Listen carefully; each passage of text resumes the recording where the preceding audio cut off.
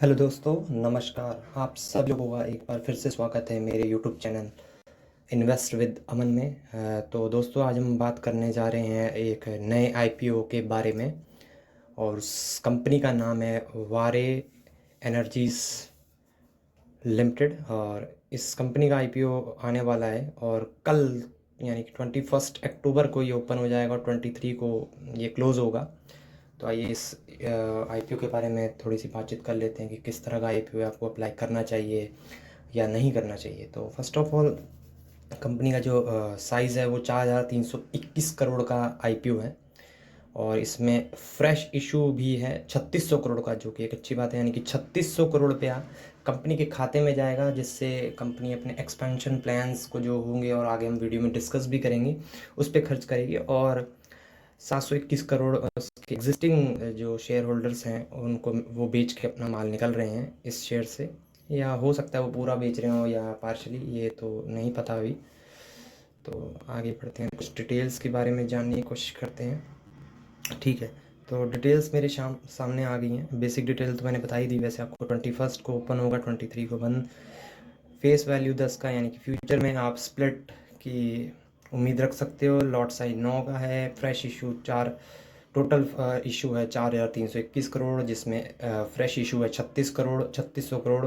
Offer for sale है 721 crore. Book building issue type है और एनएससी बीएससी दोनों पे ये लिस्ट हो जाएगा। देन उसके बाद देख लेते हैं 23 को क्लोज होने के बाद बेसिस ऑफ अलॉटमेंट आपको 24, यानी कि इसको आप 24 या 25 में से एक आध दिन डिले भी हो जाता है कभी कभी। तो इन डेट्स को आप देख सकते हैं। लिस्टिंग डे यानी कि 28 तारीख को एक और नई कंपनी हमारे शेयर मार्केट में लिस्ट हो जाएगी। तो आइए और कुछ चीज़ें पढ़ लेते हैं। इसमें रिटेल को जो है एक लॉट अगर आप लेते हैं तो आपको 9 शेयर्स मिलेंगे, यानी कि आपको 13,527 करोड़ रुपए का अमाउंट लगाना पड़ेगा। रिटेल के लिए यहाँ रिजर्वेशन 35% है एज़ यूजुअल। हर कंपनी का लगभग सेम ही होता है। क्यूआईबी के लिए 50% और एनएचआई के लिए 15% का इन्होंने रिजर्वेशन करके रखा हुआ है। ठीक है, आगे अभी जो share holding pre issue issue से पहले 70% है और आईपीओ आने के बाद शेयर होल्डिंग 64.30% पे आ जाएगी प्रमोटर्स की। आगे बढ़ लेते हैं और इस कंपनी की बेसिक डिटेल्स आप पढ़ सकते हैं। 1990 में कंपनी का गठन हुआ था। वारे ने Indian manufacturer of solar PV modules with the aggregate install capacity of 12 gigawatt. The product folio of solar following PV modules: multi-crystalline modules, monocrystalline modules, and the top con module include flexible bifacial module, both framed and unframed, as well as building integrated photovoltaic बीएमएक models. यानी कि ये सारी जितनी भी चीज़ें हैं ये सब रिन्यूएबल एनर्जी की प्रोडक्ट्स में ही यूज़ होती हैं।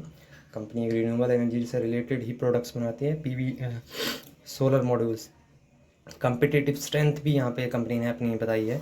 Largest solar PV module manufacturer हैं इंडिया में। The diversified base of Indian and global customer, यानी कि इंडिया और बाहर दोनों जगहों पे ये काम करते हैं। Advance manufacturing facility with the global accreditation, extensive pan-India retail network, consistent track record of financial performance, experienced management team. As of June, the company had full-time employees, 1019 employees हैं। आइए चलिए इसके फाइनेंशियल्स के बारे में देख लेते हैं। तो यहाँ पे 12 मंथ का डेटा है और ये ध्यान रखिएगा यहाँ पे 30 जून का, यानी कि 6 मंथ का ही डेटा है, तो 3 मंथ का ही डेटा है, सॉरी।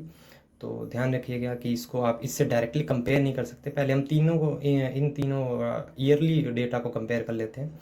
तो एसेट्स आप देख ही रहे हैं, 2200, फिर 7400, फिर 11,300 करोड़ एसेट्स बढ़ रहे हैं, यानी कि कंपनी अच्छी प्रॉफिट में भी है और कमा भी रही है। रेवेन्यू भी आप देख ही रहे होंगे, 2900 से फिर 7,000 के अराउंड हुआ, अब 12,000 के अराउंड। प्रॉफिट आफ्टर टैक्स पहले 80 करोड़ हुआ करता था एक टाइम पे, 500 करोड़, अब 1200 करोड़। और 3 महीने का अभी 401 करोड़ आया, जो 30 जून तक का डेटा में प्रोवाइड किया है कंपनी ने। नेटवर्थ भी देख रहे हैं कंपनी की धीरे धीरे बढ़ ही रही है, 427 करोड़ से 1800 करोड़, अब 4,000 करोड़। और इस जून क्वार्टर में तो 4471 करोड़ पे पहुंच गए। रिजर्व्स भी देखिए कंपनी ने 230 करोड़ से बढ़ के 585, फिर 3885, बहुत बड़ी जंप। फिर अभी रिजर्व 2464 हैं, क्योंकि कर्जा भी थोड़ा बहुत है इनके पास, क्योंकि रिन्यूएबल एनर्जी है, फ्यूचर ओरिएंटेड बिजनेस है, तो लगातार कैपेक्स तो करना ही पड़ता है कंपनीज को। 313 करोड़ के रिजर्व बोरिंग थी, सॉरी डेट था पहले, अब 273 करोड़ का, और अब 317 का था, और अब कंपनी ने इसे कम करके 261 करोड़ कर दिया है। थोड़ी परफॉर्मेंस भी देख लेते हैं कि किस तरह का है। ROE 8.79, ROCE 9.45। वैसे अगर टेक्निकल टर्म्स में देखा जाए तो ROCE और ROE बहुत ही कम है इस कंपनी का, लेकिन ये एक फ्यूचर ओरिएंटेड बिजनेस में है, तो इसको मैं ज़्यादा मैटर नहीं करूँगा, क्योंकि ये सनराइज इंडस्ट्री है। डेट टू इक्विटी रेशियो जो कि बहुत ही बढ़िया है। कंपनी के ऊपर कर्जा ज़रूर है, लेकिन वो इतना ज़्यादा नहीं है कि कोई कंपनी को इम्पैक्ट पहुँचाएगा। पैट मार्जिन भी 11.47 के हैं, जो कि एक अच्छी चीज़ है। सबसे बड़ी बात है पी रेशो। कंपनी जो है 30 के पी रेशो पे प्री आईपीओ है, और पोस्ट आईपीओ के बाद ये 26 का हो जाएगा। तो मुझे ये चीज़ बहुत अच्छी लग रही है कि कंपनी ने बहुत ज़्यादा एक्सपेंसिव दाम पे अपना आईपीओ नहीं लेके आ रही है, एक रीजनेबल प्राइस पे ही अपना लेके आ रही है आईपीओ, तो एक अच्छी चीज़ है। वो जो पैसा लाने रेस करेगी कंपनी, उसको वो कहाँ कहाँ यूज़ करेंगे, ये यहाँ पे बताया है कंपनी ने। तो part of finance the cost of establish the 6 gigawatt of ingot wafer solar cell and solar PV modules manufacturing facility in Orissa में। अच्छा, ये इनका कोई प्रोजेक्ट है, वहाँ पे ये लगाएंगे, और बाकी general corporate purpose as usual जो हर कंपनी लिखती है। ये चीज़ें मैं आपको पहले ही बता चुका हूँ कि ये लार्जेस्ट पीवी मॉड्यूल मैन्युफैक्चरर है। तो आइए इसकी वेबसाइट भी एक बार विजिट कर लेते हैं। ये इनकी ये वेबसाइट है, और आप देख ही रहे होंगे यहाँ पे प्रोडक्ट्स में देखिए पीवी मॉड्यूल्स, इन्वर्टर्स भी ये बनाती है। सॉल्यूशन किस तरह के देती है, ये मैंने ओपन करके रखा ग्राउंड में। यहाँ पे इनके जो की प्रोजेक्ट्स चल रहे हैं, हीरो फ्यूचर एनर्जीज 44 मेगावाट का है। वानीप पावर आंध्र प्रदेश में 50 मेगावाट। सोंग यांग सोलर पावर वियतनाम में भी है इनका, विदेश का ये है, 49.5 मेगावाट का। रोहा दियाचिम 25 मेगावाट। वानीप पावर 50 मेगावाट।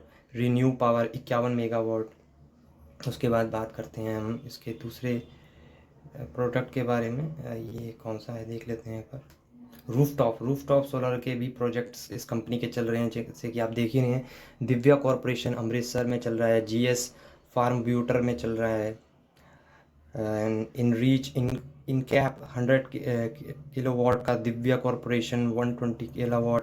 बैप्स बोदेली 50 के भुलानी स्टील 780 किलोवाट का यहाँ पे चल रहा है। और ये भी प्रोजेक्ट्स हैं, ये किस चीज़ के हैं, फ्लोटिंग सोलर के। यहाँ पे NLC का 220 kW का है। NLC NTPC में भी इनका, NTPC के साथ भी इनका करार हो रखा है। ये कंपनी मेंटेनेंस भी करती है। मेंटेनेंस में इन्होंने महाराष्ट्र सीमलेस लिमिटेड का प्रोजेक्ट उठा रखा है अभी। वानिप सोलर प्राइवेट लिमिटेड का भी प्रोजेक्ट है इनके पास।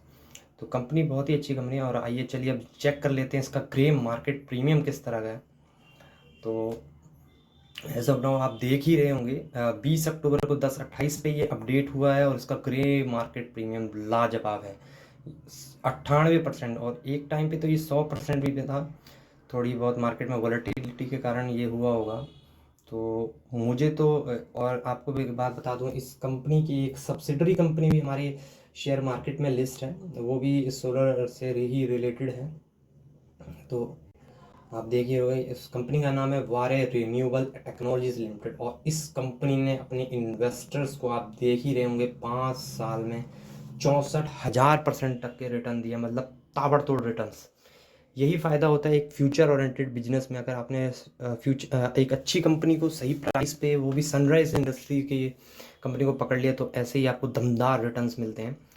और इस कंपनी के इस बेहतरीन रिटर्न्स के बाद भी इसके प्रमोटर्स ने जो आईपीओ का प्राइस रखा है, और जिस पी रेशो पे वो कंपनी का आईपीओ लेके आ रहे हैं, मुझे वो बहुत अच्छी चीज़ लग रही है।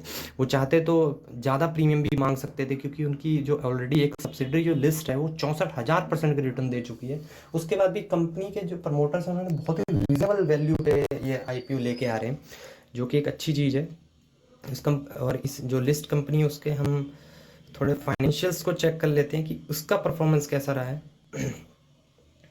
तो आप देख ही रहे होंगे 0, -2, -3, -2, 9।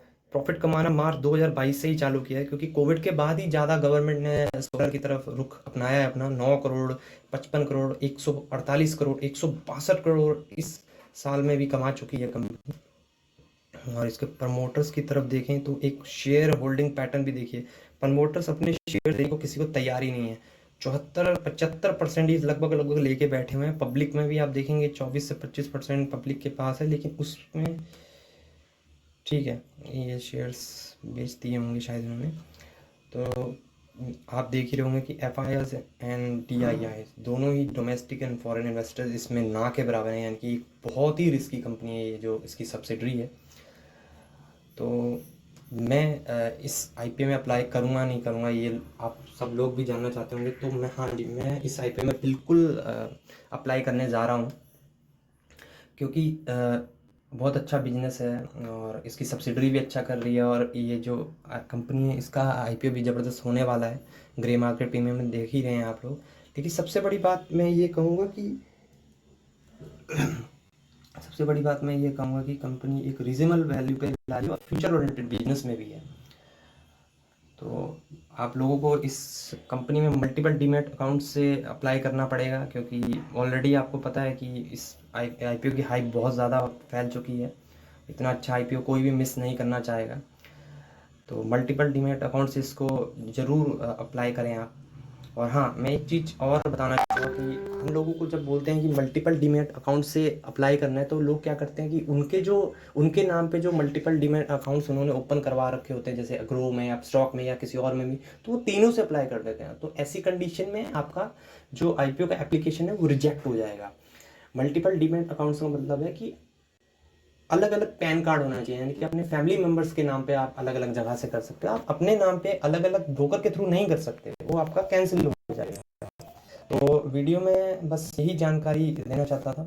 अगर वीडियो आपको पसंद आई हो तो प्लीज़ लाइक करें, शेयर करें एंड चैनल को सब्सक्राइब करना ना भूलें। और मेरे एक क्लियर कट डिस्क्लेमर ये भी है कि मैं कोई फाइनेंशियल एडवाइज़र नहीं हूँ और ना ही मैं कोई सेबी रजिस्टर्ड हूँ। मैंने यहाँ पे सिर्फ अपने थॉट्स रखे हैं और जो भी इन्फॉर्मेशन मैंने आपको दी है पब्लिकली ये अवेलेबल है और आप भी इसको सर्च कर सकते हैं और ढूंढ सकते हैं। ठीक है, तो thanks for watching, see you.